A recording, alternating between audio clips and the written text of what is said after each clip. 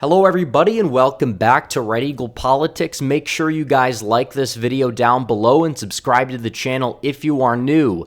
So Donald Trump with yet another resounding Republican primary victory, a record-setting masterclass performance, this time in Nikki Haley's home state of South Carolina. And this is absolutely huge because turnout was higher than anticipated. A lot of people were saying that Haley would get in the low 40s, mid 40s because of it, but it didn't matter. Donald Trump went out there in her home state nonetheless, where she was governor there, and he beat her by over 20 percentage points. This is absolutely huge for Donald Trump. Some people will say, well, why isn't he winning, 70-30? Well, partially because A, it's Haley's home state, and B, it's an open primary. Democrats can cross over and vote, and there's been estimates that 40% of Haley supporters or Haley voters in this primary, or 16% of the Republican electorate at large, technically, did not support Trump before. They voted for Joe Biden, and many will likely vote for Joe Biden again. So when you look at the big picture, it's like, yeah, Donald Trump is not necessarily in the weakest position. He still set an all-time record for total votes in a South Carolina primary. He did the same thing in New Hampshire and in Iowa. So you're looking at this, he won big. Haley has no business being in this race. She couldn't win New Hampshire despite the fact that she had this epic, cash ad blitz. She had all these people, all these mega donors on both sides basically coming together, pouring tens of millions of dollars into New Hampshire, kind of like how DeSantis did in Iowa. And I mean, she did a lot in Iowa too, but she couldn't even get in second place. But you look at New Hampshire, she spent all that time and energy, money. She got the Chris Sununu endorsement. They tried to do everything they could to get those liberal independents out to vote for. Didn't work. Nevada, she loses to literally none of these candidates. She lost the bye week. She lost to the none of the above option. And now in South Carolina, she ended up losing by 21 percentage points. She's not going to get very many delegates. Now, it is a winner-take-all state, but a little-known loophole is that by congressional district, they also allocate winner-take-all, I think 3 each. So 29 delegates go to the winner. The other candidates are going to get 3 delegates per congressional district they win. Haley seems to have taken 2 of these congressional districts by just a couple hundred votes. I don't know if there's going to be recounts there or possibly still some votes that have yet to be tabulated. They could swing in Trump's column. Either way, it seems like Trump's going to get at least 44,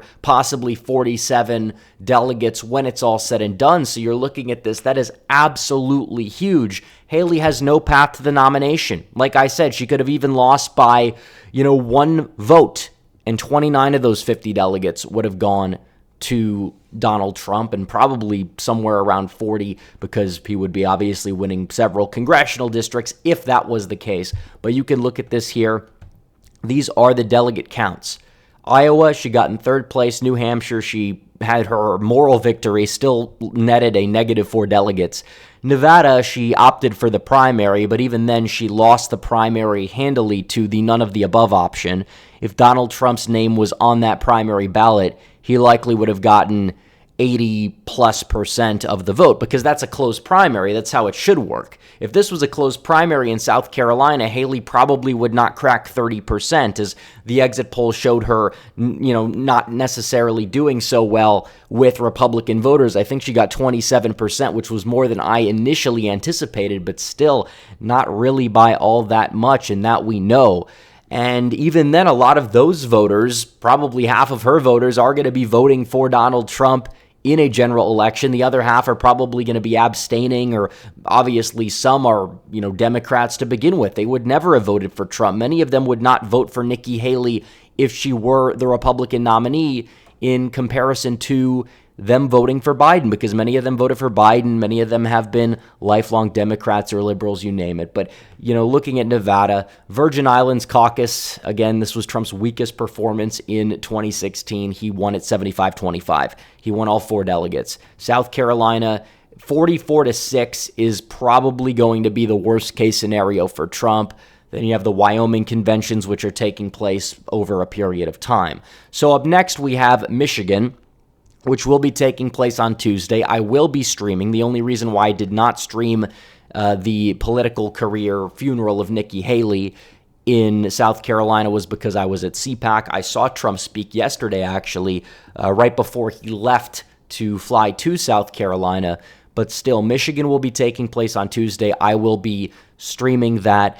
And that's going to be something that's going to be interesting because, yeah, it's an open primary, but is there really enough time for Haley to have like this big push to get voters out to vote? Probably not. So we'll see how that shakes out there. We don't really have a lot of polling, but I anticipate that Donald Trump does indeed get around 2/3 plus of the primary vote in Michigan, despite it being an open primary. And then you have the epic Super Tuesday Blitz that's going to be taking place March 5th, and you have a few primaries in between. I believe on Saturday there's Idaho, there's the Michigan Convention, which carries some weight, but a lot of that is just based on the primary. And then the Missouri caucus is technically happening. D.C. is on March 3rd for some reason. March 4th is North Dakota. So there's a lot of primaries taking place. But Super Tuesday, that is when the lion's share of these delegates are allocated. And Haley wants to stay in until at least Super Tuesday. What is she exactly thinking? What is she trying to accomplish? She's been resoundingly rejected. She tried so hard, and she did not really get so far. And that's a big, big problem for her, especially because we're going to cross the halfway delegate threshold of all the delegates sometime in mid-March. I think March 12th, the Tuesday after Super Tuesday. Donald Trump's going to have like 1,000 delegates by then. He's going to clinch the nomination within a month from now. Make no mistake about it. And what's Haley doing? All she's doing is trying to weaken Trump. She's trying to, waste donor resources that could go to Trump in a general election that could be used to get get out the vote operation going. They're wasting money trying to make Trump look weaker. They're trying to, sow division between the base. So Donald Trump goes out there and underperforms because they want to get rid of Trump. A lot of these people don't want him to win. They're working against him on the right. Technically, it's still from the left, and it's not really working. It's really not, because a lot of those voters are coming home, and the voters that are not coming home were never with Trump to begin with and never really are in that, 52, 55 maybe percent of the public that would be open to supporting Donald Trump in any case. So that's kind of the issue there. But you're looking at it by March 23rd, Donald Trump will likely have clinched the nomination, because a lot of these states are either winner-take-all states, or they're states where it's proportional. If you're not meeting a delegate threshold, you're not getting many delegates. And Texas is another case of this being true, because it's technically an open primary, but you don't see a lot of crossover voting in Texas because it's on the same day where the Senate primary is going to be taking place and the down-ballot races are taking place, and you can only really take one ballot. And also you have California.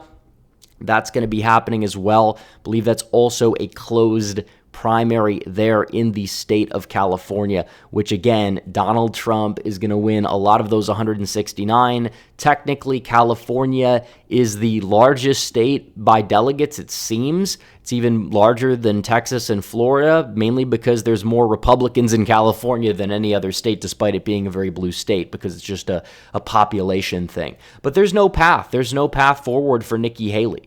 I mean, there never really was. Donald Trump was always going to be the nominee, but every single primary that happened, she couldn't even get 40% in her home state.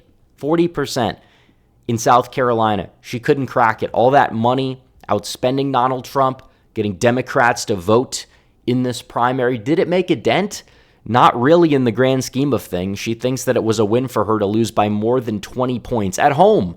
She has the home state advantage, which in politics does matter. It gives you a higher floor.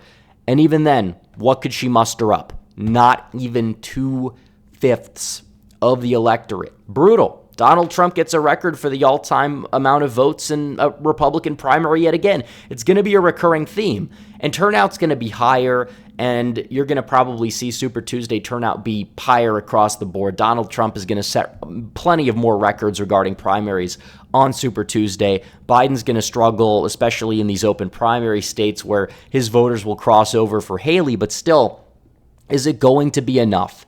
Is it going to be enough in future states? Because why even cross over at this point when you know that there's really no point? What are you trying to weaken Trump's margin a little bit? But still, you're going to see diminishing returns on every single primary, especially because Haley doesn't have that many resources to spend and allocate on one specific state when you have all these states happening on Super Tuesday.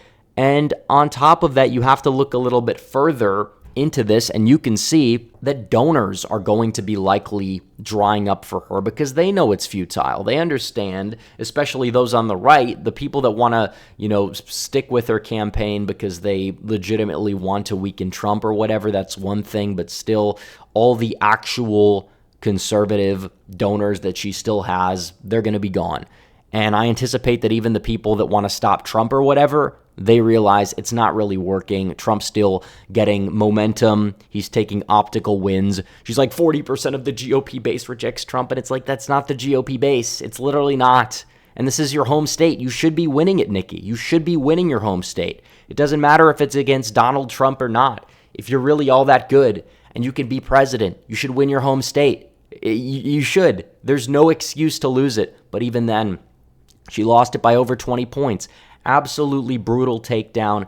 Donald Trump, once again, coming out on top. We'll monitor the situation. We'll see what happens in Michigan. We've got a lot of primaries taking place from now until Super Tuesday, but we have a lot more on Super Tuesday and in the ensuing weeks after that. So it should be a fun ride with a lot of content on the way. So anyways, guys, thanks for watching this video. Like this video down below, comment down below, subscribe to the channel, hit the bell for notifications so you never miss another video. Follow me on social media. The links are all in the description down below, and I will see you guys in the next one.